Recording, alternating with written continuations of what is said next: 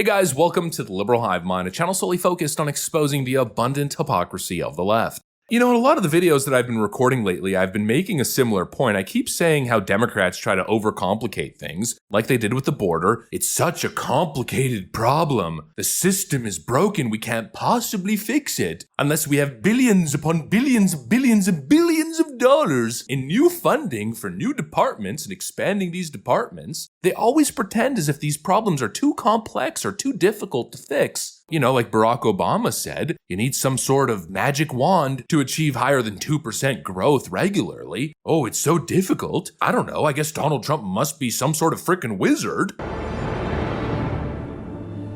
I guess Donald Trump once again is doing the impossible because very quickly, with no extra funding, with nothing but simply using the chair of the executive of the United States, I guess we could say using the bully pulpit, Donald Trump gets the job done. And in this case, what's the achievement? He's managed to clean up New York City, which of course we know is facing a migrant crisis. New York Mayor Eric Adams said that the crisis was getting so bad that it would, quote, destroy this city. The city is being destroyed by the migrant crisis. Well, I guess the evil orange man, with the snap of his fingers, managed to save New York City from total calamity. And it's got me thinking, you know, maybe these problems aren't as complex as Democrats portray them as. Maybe we don't need billions of dollars in government spending to tackle every single issue. Expanding these departments, launching all of these studies, maybe all we need is an actual serious leader who is willing to do the right thing. Maybe all we need is some freaking common sense after all. Let me show you guys exactly what's going on. We got some stuff to get into, so let's roll the tape.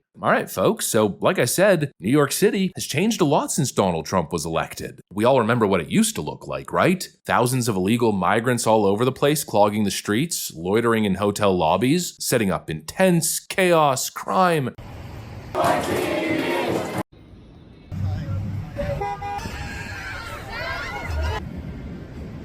And well, now, what's it been, 2 weeks? Poof, all gone. We got New York residents posting viral TikTok videos showing just how much New York City has transformed since Donald Trump took office. Trump cleaned up Midtown Manhattan in New York City. You usually have your freaking illegals with the blankets out, selling like bootleg stuff. It has been empty since Trump started deporting people. What? So you mean to tell me there's no drunks at this time? I'm loving it.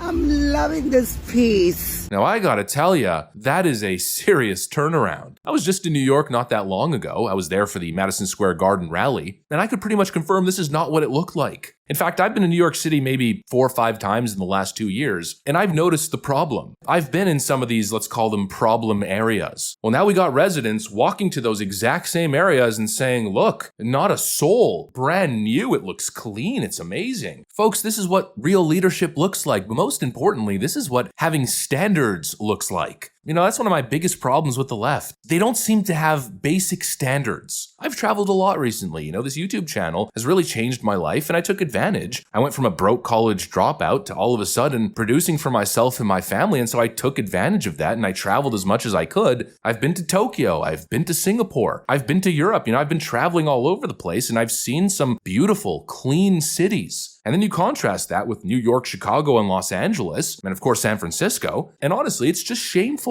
And Trump has been talking about this forever, bringing back America's great cities, having pride in them again, describing the current state as unacceptable. And again, the Democrats have attacked him for that. What are you talking about? Our cities are perfectly safe. The subway system is safe, New York Democrats kept saying. But we all know what's been going on. They've had 2 responses, either Donald Trump's lying, it's right-wing propaganda and conspiracy theorists, everything's fine, or the problem, of course, is too complex and what we need is more of your tax dollars, more funding. Well, now we have proof that that isn't the case, not at all. All that was needed was competent leadership, and most importantly, signaling, right? Rhetoric is very important. Sure, Kamala Harris said, don't come. Do not come. But she said that only when forced politically, and she only said it once. Meanwhile, the rest of her rhetoric and her track record signaled the exact opposite. Same thing with Joe Biden. She said don't come once, but really the entire time she's been chanting, no illegal is a criminal, border enforcement is racist, we will take care of asylum seekers, we'll fly you to New York, we'll give you free health care. She raised her hand, we remember that. We'll give you free sex changes, even if you're in prison. You know, rhetoric is important, signaling is important, and that's what Donald Trump and Tom Homan have been doing. They've been signaling that they will enforce basic laws. They will bring back law and order. And boom, everything magically gets better because the message has been sent. There is a deterrent. If you break the law, we will act. You will be arrested. You will be deported if you are an illegal immigrant. If you have a deportation order, we will find you and we will deport you. And obviously that has an impact. Instantly, there's been a reaction, and now the streets are safer, the streets are cleaner. And the border crisis, which had raged on for 4 years under Joe Biden's leadership, which again, the Democrats said was too complex of an issue to fix, and the reason it was happening was because Donald Trump spiked the border bill. Oh, we need billions of dollars going to Border Patrol, we need all kinds of new asylum judges, not to mention we need billions of dollars for Ukraine, Israel, and Taiwan. That's what we need to secure the border, but Donald Trump stopped the bill. Yeah, well, that hasn't aged well, now has it? All you needed, again, was to signal. And now look at the results. Can you assess